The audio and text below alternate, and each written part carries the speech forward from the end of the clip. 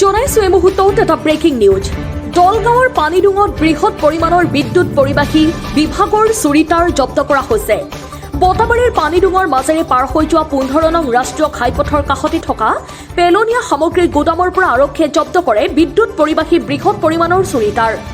এক গোপন খবৰৰ ভিত্তিত খাৰুপেটীয়া বিদ্যুৎ সংমণ্ডলৰ SDE দলগাঁও থানাত এক গোচৰ ৰুজু কৰে।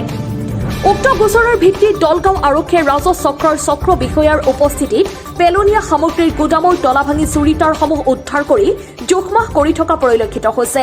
ঘটনা সন্দৰ্ভত বৰ্তমান দলগাঁও আৰক্ষীয়ে তদন্ত অব্যাহত ৰাখিছে।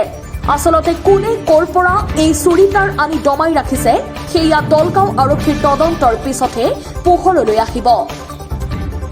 Bureau report T news Assam.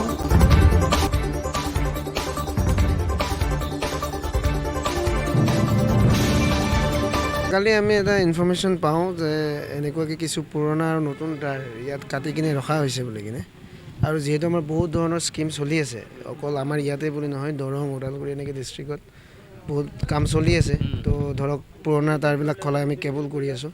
তাৰপিছত নতুন ছাবষ্টেশ্যনো বনি আছে। তো সেইবিলাকতো কিছুমান হয়তো লেবাৰে এইবিলাক কাম বা দুষ্কৃতিকাৰীয়ে কৰিব পাৰে।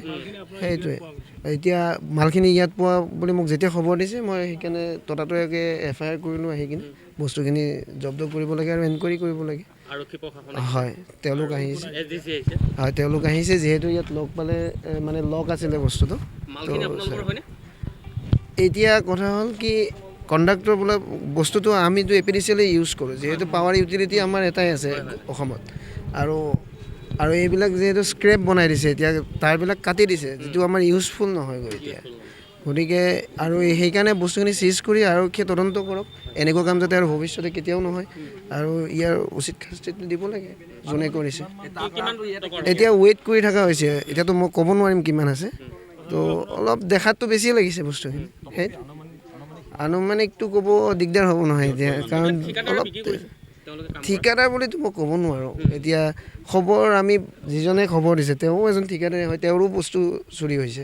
তো তেনেকুৱা তদন্তটো ওলাবগৈ, কাৰ হেৰি হৈছে, কি কোনে কি কৰিছে, গোটেইখিনি তদন্তৰ পিছত ওলাম। গুদামটোৰ নাম নাজানো মই একচুৱেলি। হয়, মই সেইকাৰণে লোকেশ্যন দি দিছোঁ FIR খনত যে ইমান লেটিটিউড লংগিটিউড এইখিনি জেগাত পোৱা গৈছে বুলি কিনে। এতিয়া আৰক্ষীয়ে ব্যৱস্থা গ্ৰহণ কৰিব, সেইখিনি তেওঁলোকৰ এতিয়া দায়িত্ব। আমি বিভিন্ন ঠাইত দেখা গৈছে কেবল লাইনৰ কাৰণে কেবল লগোৱা হৈছে, সেইবিলাক তাৰ খুলি দিয়া হৈছে, সেইবিলাকে তেওঁলোকে এইবিলাক কাটি এনেকৈ পৰ্যায়ক্ৰমে সেইবিলাক ধৰক চব চাব ডিভিজনবিলাকৰ বা ডিভিজন ষ্ট'ৰত জমা কৰিব লাগে। তো তেওঁলোকে এতিয়ালৈকে আমাৰ ইয়াত মানে জমা হোৱা নাই বহুত চাব ডিভিজনত। তেওঁলোকে সেইটো জমা কৰিব লাগিব সময়ত, কিন্তু এতিয়ালৈকে আমি আইডেণ্টিফাই কৰিব পৰা নাই এইটো তাৰটো ক'ৰ হয়। কিন্তু মই খবৰো কৰিছোঁ আমাৰ যিখিনি চাব ডিভিজন আছে যে ক'ৰবাত এনেকুৱা ঘটনা ঘটিছে নেকি।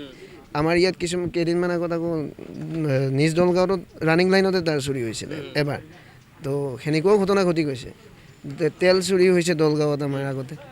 তো এনেকুৱা ঘটনা ঘটি থাকে। তো মই সেইকাৰণে আৰক্ষী প্ৰশাসনক অনুৰোধ জনাম যাতে ভাল একশ্যন এটা হয়, যাতে পিছলৈ এইবিলাক কাম কৰিবলৈ ভয় কৰে, মানে যোনেই হওক। আৰক্ষী প্ৰশাসনে তদন্ত কৰিলে ওলাব। হয়, আৰু আগতেও তেনেকুৱা উদাহৰণ তেওঁলোকে দি থৈছে। যিটো নিজ দলগাঁৱত ঘটনা ঘটিছিলে তেওঁলোকক কৰায়ত্ব কৰি শাস্তিও পাইছে তেওঁলোকে। তেনেকুৱা ঠিক আছে।